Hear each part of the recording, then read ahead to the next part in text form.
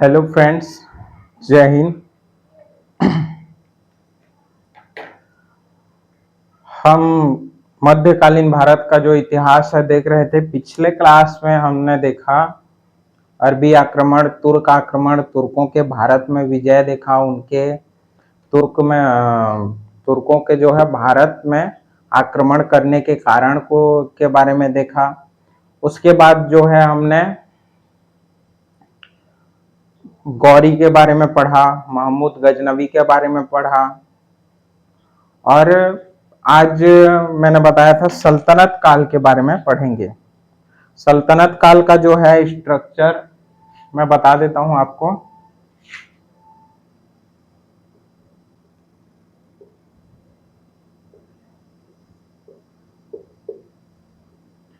सल्तनत काल को हम मुख्य रूप से देखेंगे 1205 से लेकर के 1526 तक।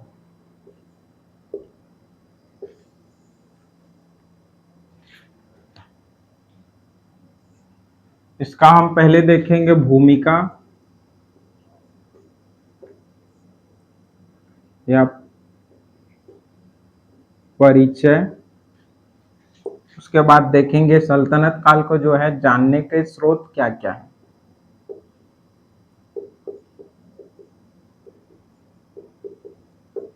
जानने के स्रोत, और इसमें देखेंगे फिर राजनीतिक जीवन के बारे में।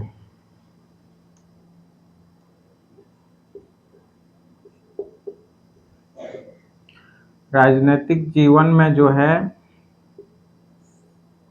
एक देखेंगे प्रमुख राजवंश कौन कौन से हैं।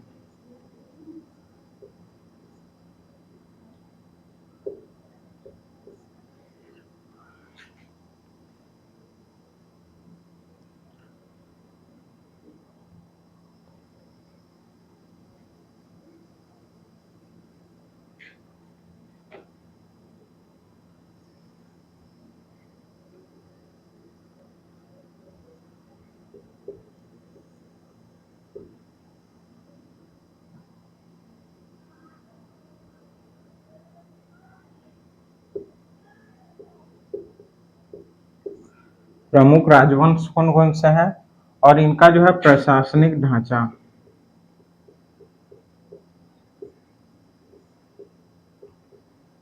प्रशासनिक ढांचे के बारे में देखेंगे। उसके बाद देखेंगे हम राजनीतिक जीवन, फिर आर्थिक जीवन, आर्थिक जीवन, सामाजिक जीवन। सामाजिक जीवन के बारे में देखेंगे, फिर आर्थिक, सामाजिक, धार्मिक जीवन के बारे में।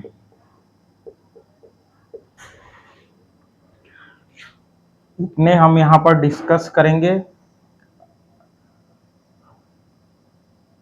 भूमिका अभी जो है डील करेंगे हम। पहले भूमिका के बारे में मैं बता दूं। आप लोग जानते हैं, मैंने पहले भी बताया कि तुर्कों ने जो है सल्तनत की स्थापना तुर्कों के द्वारा होती है। जो पहला वंश है गुलाम वंश के नाम से जाना जाता है। गुलाम वंश जो मोहम्मद गौरी जो था उसके 4 गुलाम थे। एक था कुतुबुद्दीन ऐबक, एक था बख्तियार खिलजी, एक था यल्दौज और एक था कुबाचा। और उसमें से जो है कुतुबुद्दीन ऐबक जो है, कुतुबुद्दीन ऐबक को दिल्ली अजमेर का जो क्षेत्र है लाहौर वाला क्षेत्र मिला था। उसने भारत पहले जो है अपनी राजधानी स्थापित करी लाहौर में, और लाहौर से फिर उसका दामाद जो है इल्तुतमिश वह लाता है कहाँ, दिल्ली में शिफ्ट करता है राजधानी को। पहले जो है राजधानी थी लाहौर में सल्तनत काल का। और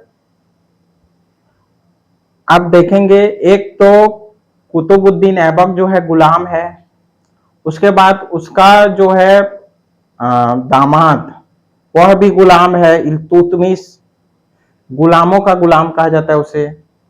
तो इस प्रकार से 2-3 शासक जो हैं इस वंश के प्रमुख शासक जो हैं गुलाम थे, तो इसलिए इस वंश को गुलाम वंश कहते हैं। इसे आधुनिक इतिहासकारों द्वारा जो है समकालीन इतिहासकारों द्वारा इसे गुलाम वंश कहा गया है पहला जो है। लेकिन इसका नाम जो है हम इसके बारे में फिर से डिस्कशन करेंगे कि इसे गुलाम वंश कहना कहाँ तक न्याय संगत है। इसे और एक नाम से भी जाना जाता है मामलुक वंश या दास वंश। मामलुक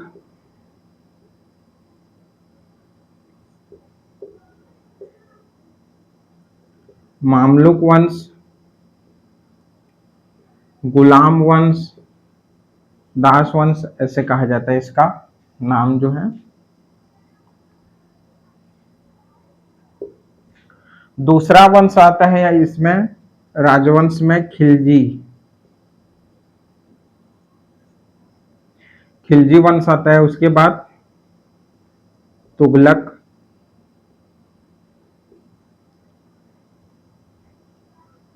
फिर सैयद और फिर आता है लोदी।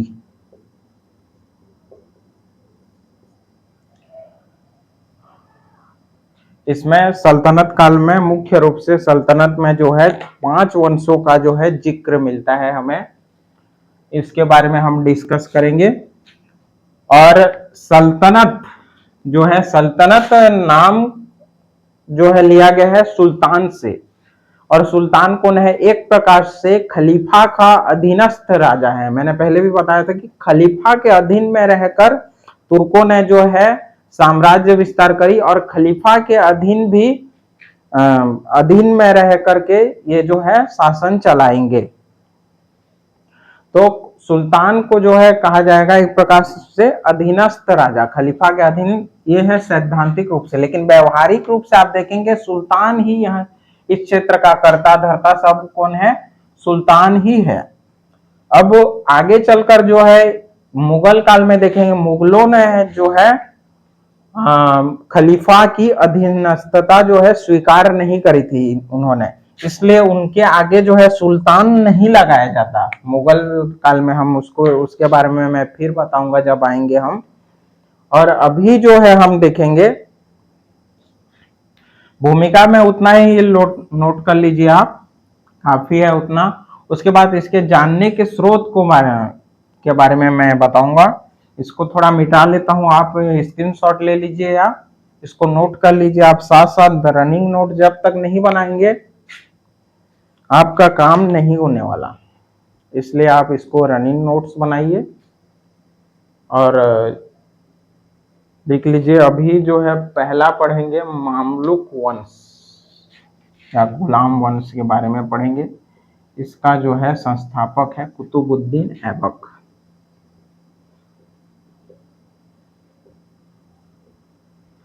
कुतुबुद्दीन ऐबक, इसका जो है टाइम पीरियड है 1205 से 10 तक है, 1210 तक। अब इसको नोट कर लीजिए।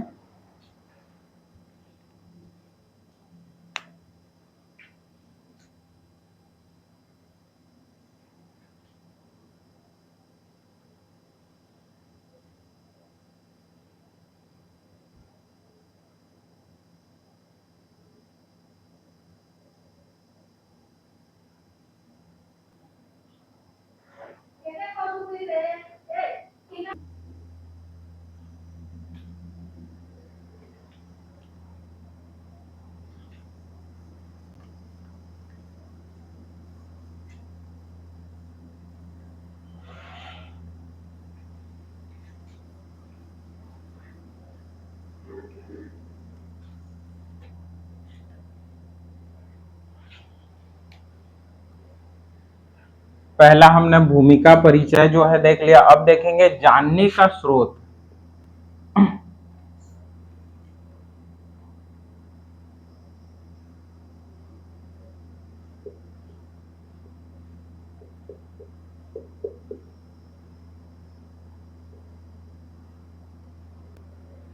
जानने का स्रोत कौन कौन से हैं?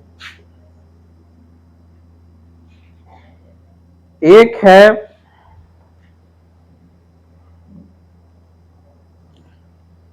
सबसे पहले मिनहाल उच सिराज। मिनहाज उल सिराज,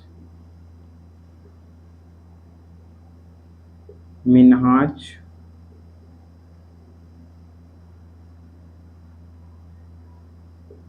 उल सिराज एक जो है कवि हैं, इनकी पुस्तक है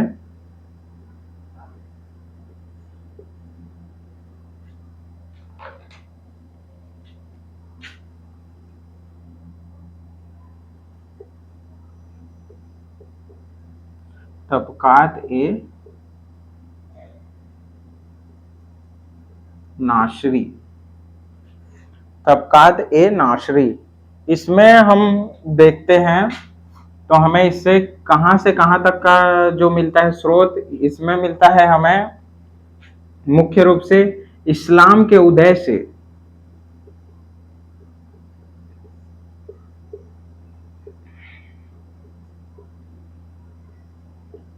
उदय से लेकर के हमें मिलता है इसमें बलबन तक का,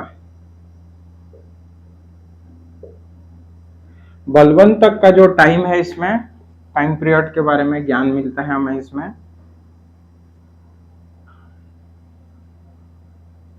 और इसके बाद एक विद्वान फिर थे, आप लिख लीजिए इसको,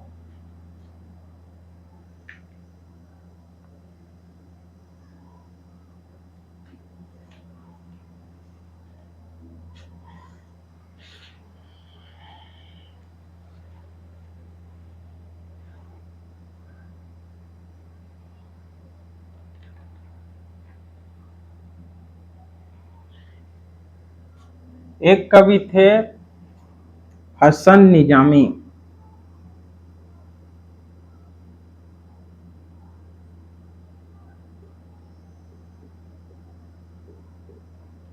इसको जो है संरक्षण दिया था कुतुबुद्दीन ऐबक के दरबार में थे, और इन्होंने बुक लिखी थी ताज उल नासरी, ताज उल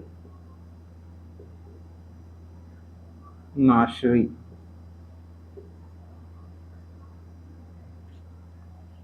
इसमें भी जो है हमें सल्तनत काल के बारे में जानकारी मिलती है, और मिनहाज उल सिराज की तबकात ए नासरी जो है, इसमें इस्लाम से उदय से लेकर के बलबन तक के टाइम पीरियड की जानकारी मिलती है हमें।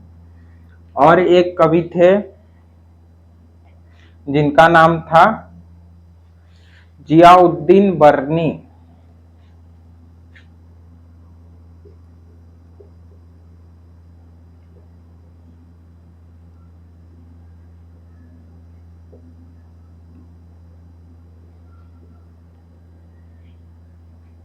इनकी भी एक बुक थी, इन्होंने लिखा था एक, जिसका नाम था तबकात ए नासरी, नहीं, इनका नाम था तारीख ए फिरोज शाही,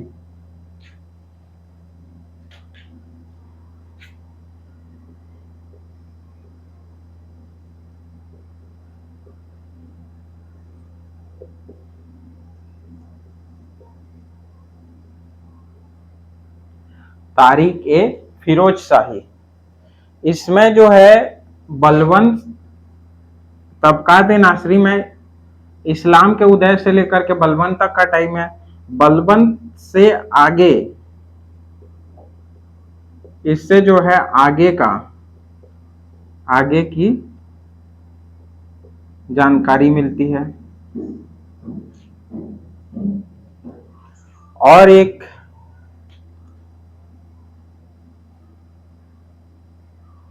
ये तो हो गया लिखित स्रोत में, है ना। लिखित स्रोत में आप एक नाम नोट कर लीजिए, एक जो थे मलिक मोहम्मद जैसी,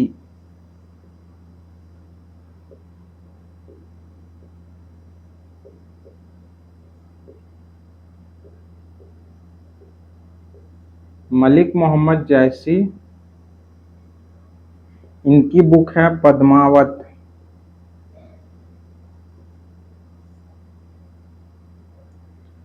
इसमें भी जो है सल्तनत काल के बारे में जानकारी मिलती है। उसके बाद है आमिर खुसरो,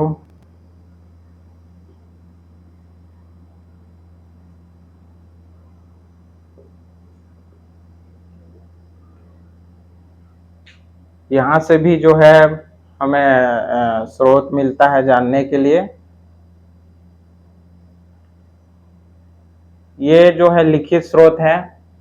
और एक पुरातात्विक स्रोत में सिक्के मिले हैं, नोट कर लीजिए उसे, सिक्के।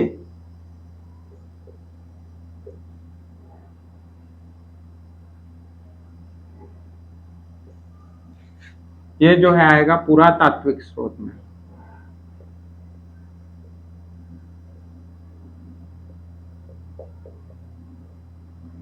पुरातात्विक स्रोत में आएगा सिक्के मिले हैं। और विदेशी वर्णन में है, उससे पहले और एक लिखिए, मलफूजात।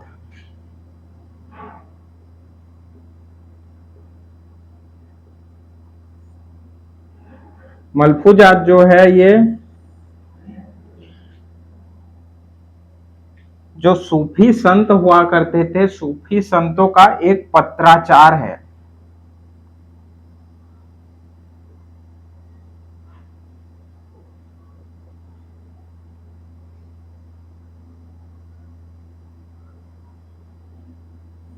सूफी संतों का पत्राचार है ये। इसमें भी हमें जानकारी मिलती है। सूफी संत जो मलफूजात है, एक संत का नाम था। मलफूजात उन्हीं के नाम से रखा गया है ये।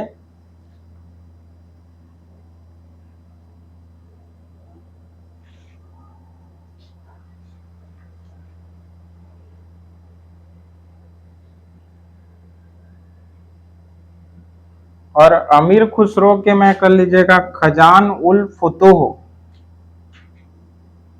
खजान खजायन उल फुतूह।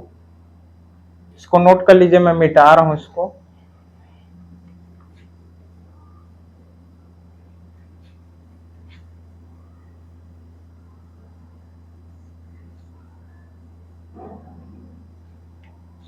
इनकी मुख्य दो बुक है, उसमें से एक है खजान उल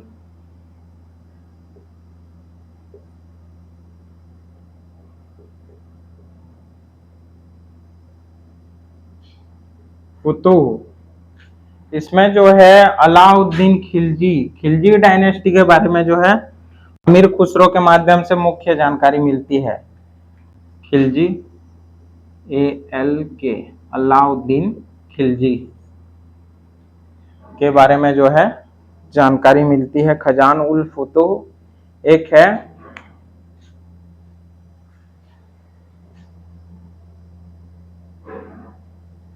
मिफ्ता उल फुतूह भी एक है।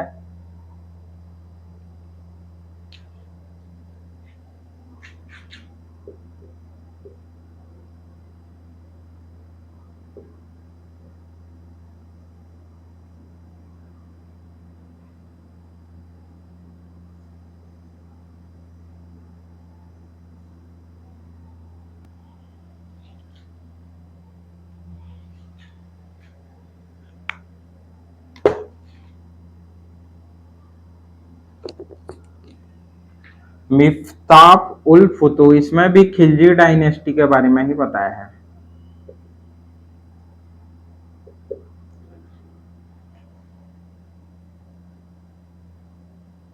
अब जानने के स्रोत में जो है इतना काफी है। अब सल्तनत काल का जो राजनीतिक जीवन है उसके बारे में पढ़ेंगे हम।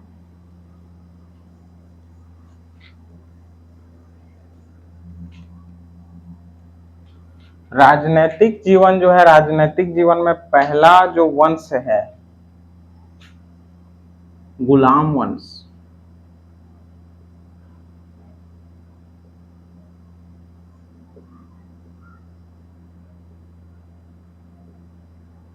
एक वंश है गुलाम वंश।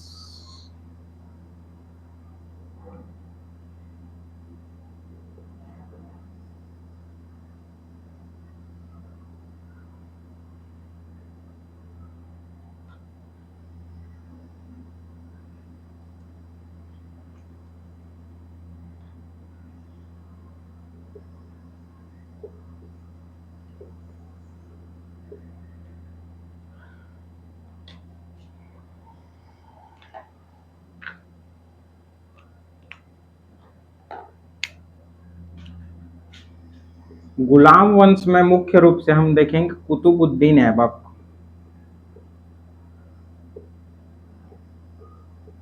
कुतुबुद्दीन ऐबक के बारे में हम यहाँ पर डिस्कस करेंगे।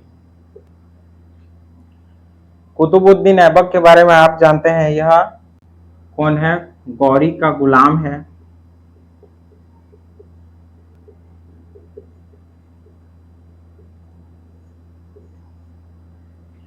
गौरी का गुलाम है ये, और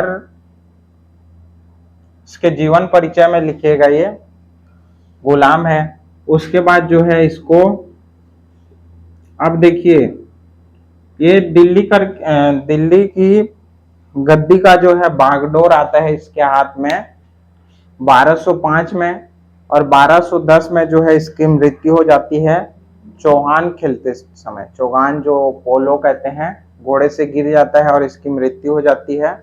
तो इसके बाद जो है इसका पुत्र आराम शाह गद्दी पर बैठता है। आराम शाह और इल्तुतमिश जो है इसका दामाद है और प्लस गुलाम था, उसके बीच में भी संघर्ष होता है। वो अगले क्लास में मैं आपको बताऊंगा। आप यहाँ पर मुख्य रूप से देख लीजिए कि सुल्तान, जब कोई भी व्यक्ति सुल्तान बनता था तो सुल्तान बनने के कुछ शर्तें थी उस टाइम में। शर्तों में मुख्य रूप से देखिए आप कि एक शर्त जो है यह थी कि जो व्यक्ति गद्दी पर बैठेगा वह दास्ता से जो है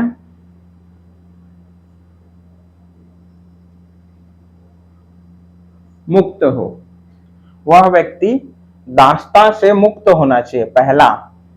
और दूसरा में हम देखते हैं कि वह सुल्तान का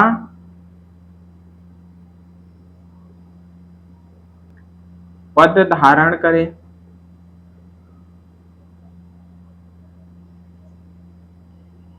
और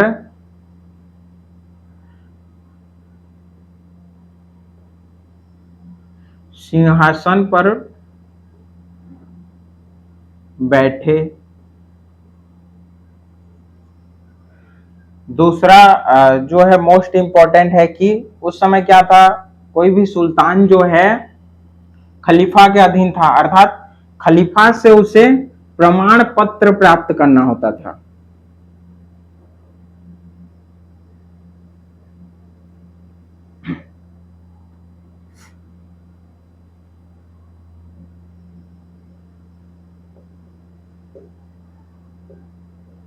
खलीफा से प्रमाण पत्र प्राप्त हो।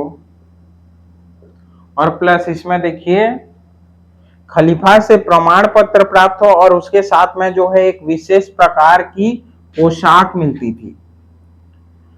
उसको एक ड्रेस दिया जाता था, पोशाक प्राप्त हो।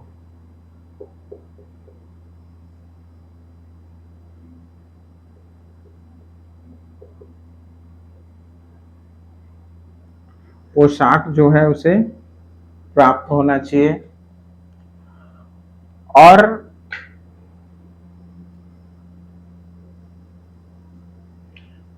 जो इस्लाम में आप देखते हैं नमाज पढ़ाया जाता है, उसमें एक खुतबा पढ़ाया जाता है और खुतबे में जो है नाम उसका पढ़ा जाए।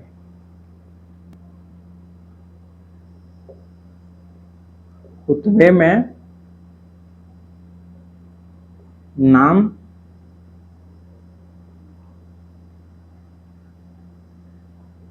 पढ़ाया जाए। खुतबे में जो है सुल्तान का नाम जो है पढ़ा जाता है। तो आप देखिए कुतुबुद्दीन ऐबक के बारे में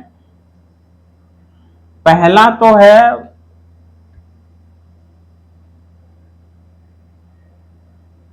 पद धारण करे। इसमें पद की जगह पर या करके उपाधि कर लीजिए, सुल्तान की उपाधि धारण करे, पद या उपाधि। सबसे पहले देखिए कुतुबुद्दीन ऐबक के मामले में वह दास्ता से जब वह सुल्तान बना वह मुक्त नहीं था। एक। दूसरा जो है सुल्तान का पद धारण न करके इसने क्या पद धारण करी, मलिक या सापे सालार की जो है पद धारण करी। सिंहासन पर कभी नहीं बैठता था, वो कालीन पर बैठता था। खलीफा से जो है प्रमाण पत्र प्राप्त नहीं थे, ना ही पोशाक प्राप्त था, और खुतबे में नाम भी नहीं पढ़ाता था, ना ही इसने कुछ सिक्के जारी किए। सिक्के भी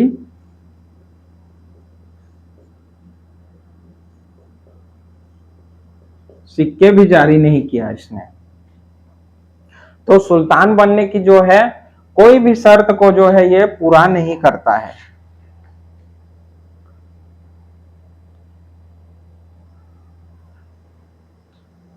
इसको नोट कर लीजिए आप। अब देखो इसकी उपलब्धियां देखते हैं।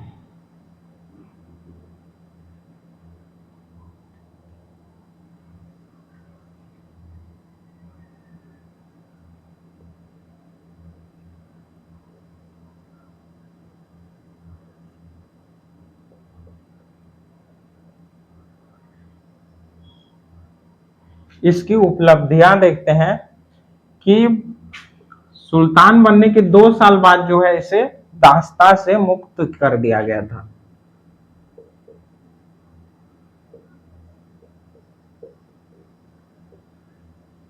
दास्ता से मुक्त महज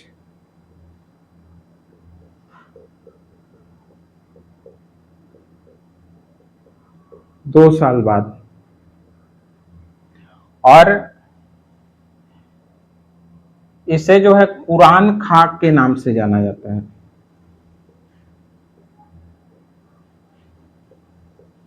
कुरान खां के नाम से जाना जाता है क्योंकि ये बहुत अच्छी जो है कुरान का पाठ करता है, इसलिए इसे कुरान खां कहा जाता है। और देखते हैं इसके बारे में, तो ये जो है इसे लाख बख्श के नाम से जाना जाता है।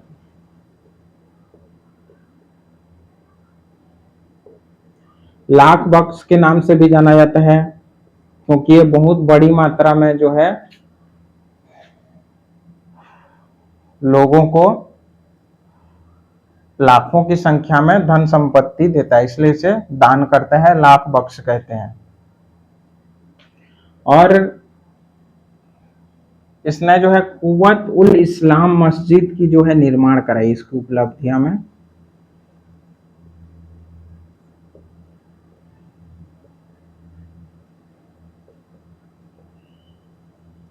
कुव्वत उल इस्लाम मस्जिद जो भारत की पहली मस्जिद है, कुव्वत उल इस्लाम मस्जिद की निर्माण कराई इसने।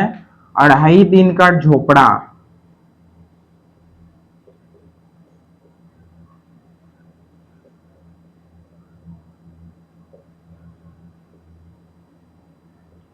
2.5 दिन का जो झोपड़ा है उसकी निर्माण कराई।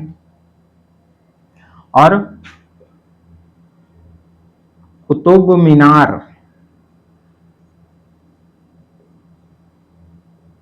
की नींव रखी। कुतुब मीनार कुतुबुद्दीन ऐबक के अपने खुद के नाम से नहीं रखता है, इसके एक गुरु थे उसके नाम से रखा जाता है, कुतुबुद्दीन बख्तियार काकी। कुतुबुद्दीन बख्तियार काकी था, आप लिख लीजिए, उनके नाम पर जो है कुतुबुद्दीन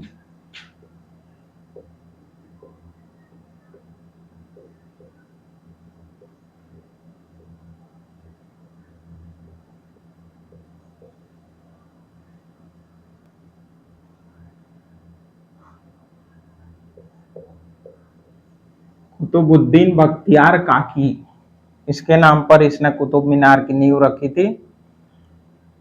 तो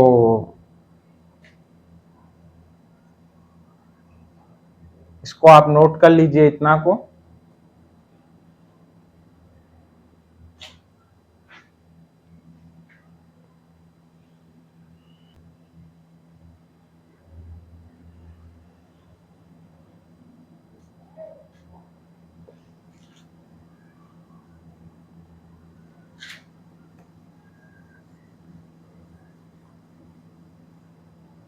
इसके उपलब्धियों में जो है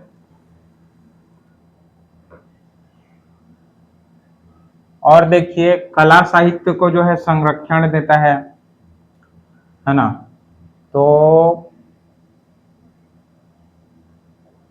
ये एक तो मोहम्मद गौरी का जो है बहुत ही योग्य सेनापति था, ये भी उसकी एक उपलब्धियों में आएगा। और जितने भी बात मैंने बताई है अभी भी ये भी आएगा। और इसने जो है बागडोर इसके हाथ में आ गया साम्राज्य को, तो साम्राज्य को जो है सुचारू रूप से संचालन करता है। साम्राज्य का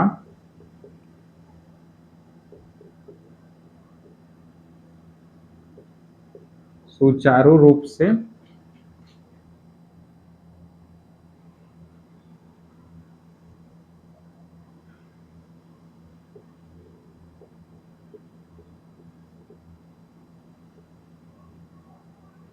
संचालन, ये भी एक उपलब्धियां हैं। और देखिए ये गजनवी का जो सुल्तान था उस समय, उसका नाम था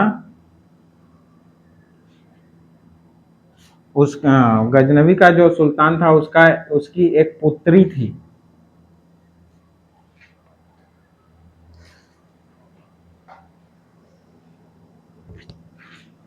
गजनवी का सुल्तान कौन था? अब मैंने बताया कि 4 भागों में जो है साम्राज्य को बांट लिया गया था। तो गजनवी का जो सुल्तान था उसका नाम था यल्दौज। यल्दौज इसकी पुत्री से शादी कर लेता है, यल्दौज की पुत्री से शादी कर लेता है। अब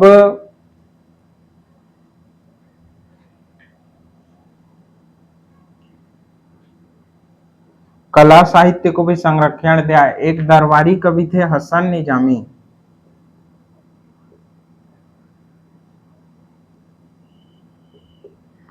इनको अपने दरबार में जो है संरक्षण दिया था इसने। जो सल्तनत काल के इतिहास के जानने के स्रोतों में भी इनकी बुक आती है, हसन निजामी जी की। और आप हिस्ट्री की तैयारी कर रहे हैं तो मेडिवल हिस्ट्री की इनकी एक बुक भी आती है हसन निजामी नाम की, उसको भी ले लीजिएगा, बढ़िया बुक है पढ़ने के लिए। और एक जो है इसके उपलब्धियों में आप देखेंगे कि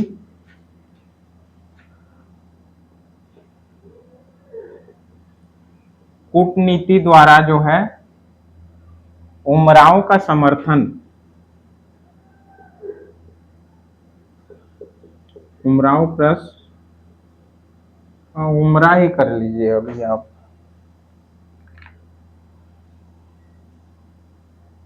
उमराव का समर्थन।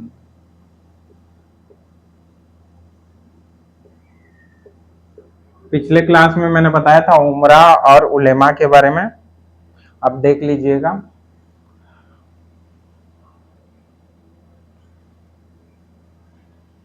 अगले क्लास में फिर इसके बारे में बता दूंगा डिटेल से।